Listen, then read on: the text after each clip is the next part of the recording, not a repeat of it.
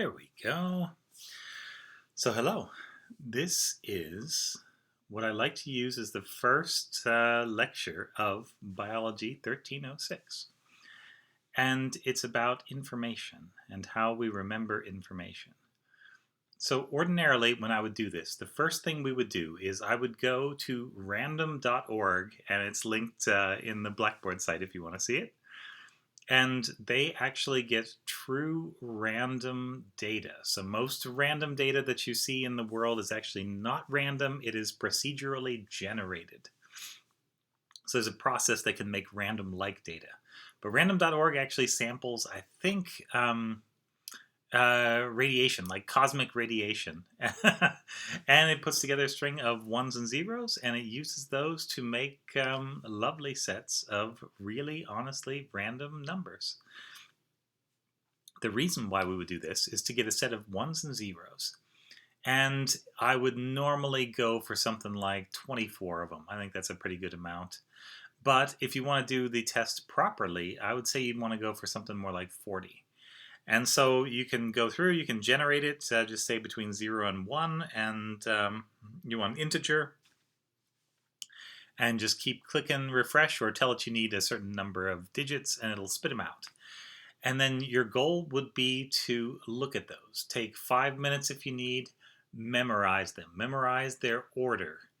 And if you can commit that to memory, so then we would switch off the screen so you can't see it anymore, and then I would say write that down. So if you want to try this, pause the video, go to random.org, do that right now, write the numbers down, study them for a minute or two. You can do 5 minutes if you want, and then flip it over, put it away, and try to write that down.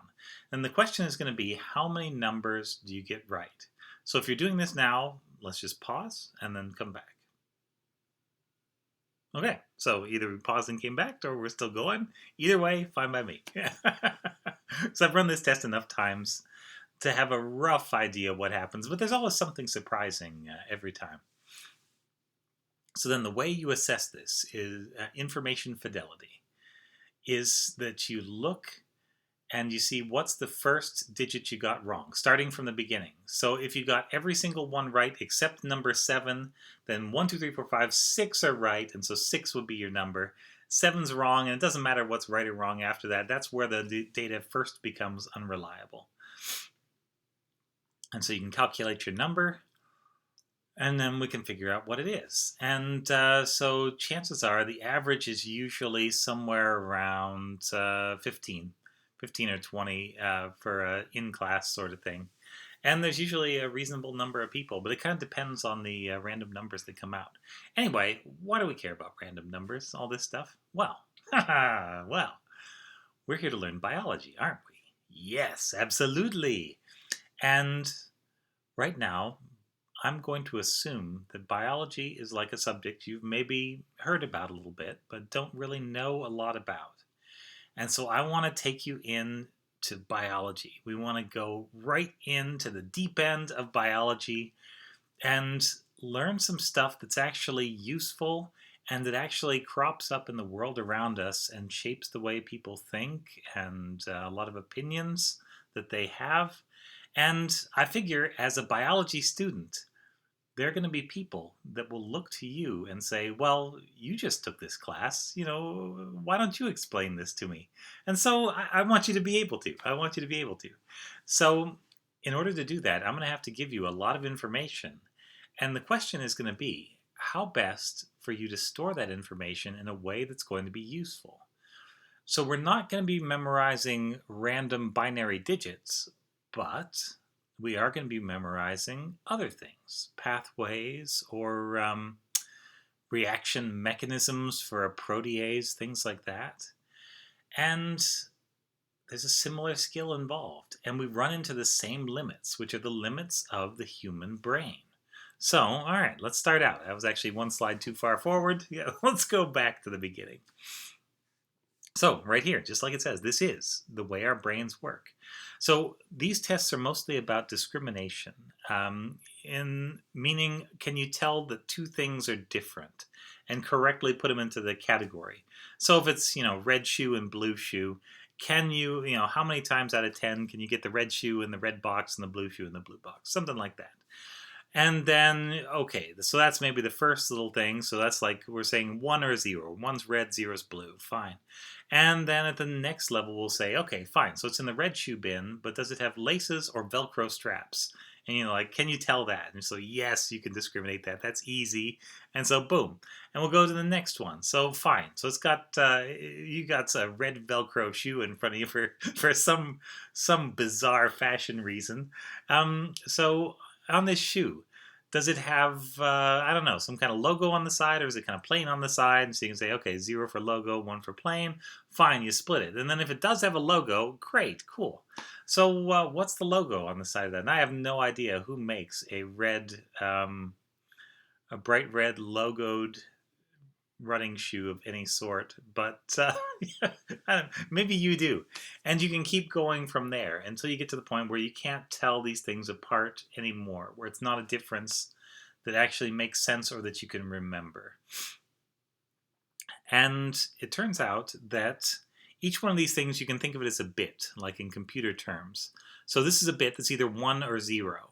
And so if you can remember a shoe fully, you're going to remember that it is, 0 for blue, 1 for Velcro, 0 for logo, and 1 for it's got a Nike swoosh on it or something like that. So it'd be 0101, and that would be that shoe. You would have remembered that and poked that into your brain where you can use it. And it turns out that in these bits, we can normally distinguish somewhere around 3 bits of data. And memory, for most things, also tops out right around there. So you end up getting stuck at somewhere around 7 pieces of complex information. But let's look at all the ways that this was tested. And this is from a paper, it's from Miller, 1956, and you can click that link at the bottom of the PowerPoint and it will actually take you to that and you can read it. It's real quick. It's meant to be for a general audience, but it's hitting at some real fundamental stuff, how the brain works. So, all right. This paper also collects together things from other papers. It's, I think, a review more than an actual data-driving paper. And look at this thing. So here we're trying different auditory pitches. So like high note, low note, something like that. And we're trying to figure out, is a note higher than another one or lower than another one? And how many of these can we accurately get right? How many of these can we remember? And well, it's 1 bit is fine, like a single judgment, but it tends to fall apart, or people start finding mistakes when they are trying to discriminate between around 2.5 bits. So this would be, let's see, 1 bit would be 2 different pitches. 2 bits would be 4 different pitches, which could be close or far from each other. That would be random, ideally. And 3 bits would be 8 different pitches. So we run out of steam. We can't reliably distinguish 8 different notes from each other. If you just hear 1 note and then say, which one was it? Was it note 1, 2, 3, 4, 5, 6, 7, or 8? And yeah, that sounds about right. Okay, and so this concept is called channel capacity. It's like how much information you can actually process. And in a classroom, I'm going to be giving you a lot of information, and your job is basically to be an information processor, kind of like a computer. And you can see right now, computers are actually very good at image processing and data processing and information management, and people are not so much. So this is a similar test, but with auditory loudness. So you have, quiet and loud, and people can tell that apart. That's 1 bit. And then you have 4 different levels of decibels, and they can tell that apart. That's at 2 bits. And then you actually run into a wall. You never get to 3. So something like 5 or 6 different loudnesses is where we just absolutely fall apart, and we can't discriminate anymore. And you get to the point where you can't discriminate, you basically can't learn anymore. And so that's, again, where this is coming in. More information. Why not? So, judgment of saltiness. Yeah, maybe there's some salty people out there. I don't know. Yeah. This is getting a little cup that has different amounts of salt in the water. And there are going to be different distinct amounts. So, amount 1, really salty, down to amount, 10, which is just water. And you're trying to figure out, all right, how salty is it? And yeah, this one crashes out actually about 2 bits. So over here, we were dealing with ears, and ears fall apart at about 6 bits of information, pieces of information, 2.5 bits. Here we were doing ears as well, and we were stuck at around 5 to 6 pieces of information. So that makes sense. That's about where ears are. Look at tongues; they're actually below 4 pieces of information, below 2 bits. So tongues are kind of stupid compared to ears. Yeah. And you're going to be getting the online lectures and anything that we do through Zoom via your ears. So ears are better, but they do have a limit, and the limit is real low. Imagine if I only asked you to remember 6 or 7 words for each class. That's about the limit of what we can do if it's random information. And the key is going to be to try and find a way to make it not random information. Well, we'll get there. Okay, points on a line, being able to tell whether you're at, point 1, 2, 3, 4. And interestingly, it's on a graph with a bunch of points on the line. So I thought that's quite nice. But this is the position of a pointer. So you got between A and B on a line, and your pointer is going to be at position 1, 2, 3, 4, 5, 6, 7, something like that. We can actually discriminate about 9 different positions pretty reliably. And so eyes are smarter than ears, and ears are smarter than tongues. Tongues are real dumb. Yeah. This is positional data, position of a dot within a square. And so because we have a square as a frame of reference, we can actually push this thing up to 5 bits almost, which is pretty crazy. So 3 bits was 8, 4 bits is 16, 5 bits would be 32 different positions within a box. Yeah. Because you've got a square and you've got a visual reference and you're familiar with the concept of a square, and so you can remember subtler details inside of it. All right, what about everything else? So for points or colors or tones or tastes, if you were to plot them all on the same graph, you come up with the conclusion that humans have a channel capacity. And the channel capacity ends up being at somewhere around 7 bits of information, or 7 pieces of information. Other interesting thing, number of variable aspects. So how many different things are you changing, like saltiness and sugariness in the same water? Again, tongues are real dumb. Ears are a bit smarter. And brains and eyes, yeah, pretty smart. Of course, this is all your brain working, but now something a little more relevant. So binary digits up here. So this is showing that we should be able, as long as the information doesn't change, you should be able to accurately memorize somewhere around 35 items. You should be able to keep that in memory in terms of binary digits. So how did you do? And that's under ideal conditions. That's, if I give you a $5 bill, if you can get it right, and you've got coffee and time to focus and a nice clean environment and as much studying time as you want before you take the test, basically. So, yeah, all right, that's something. But then look, if you move it to decimal digits, now you're dropped all the way down here. If it goes to letters or letters and digits, oh no, now we're stuck at remembering something like 9 or 8 things. But the neat thing is, it's a very flat curve. So even if you have 1,000-word passages, people can remember, tell one from another, fairly well. So that's at least. Oh no, maybe that's a group of 1,000 words that they're trying to remember. Okay, and so in that case, they're only remembering 5 out of those 1,000 before they fall apart. Yeah, which is not good. Anyway, though, if we were in class, this is what I'd be showing you. So there are ways you can work with data. And so take that binary data on the top. You will have got something like that from random.org, and it's just a bunch of ones and zeros in some particular order. Now, a good way to do this is to come up with some kind of compression mechanism. And compression is also a term that's used for digital data storage and handling. So instead of remembering 1 and 0, you can remember it as a thing that's 10. And so you've now got 10, 10, 0, which is 0, 0, 10.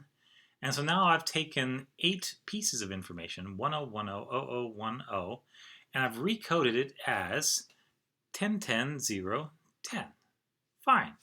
And so as long as you can unpack that, you've now made it easier to remember these things.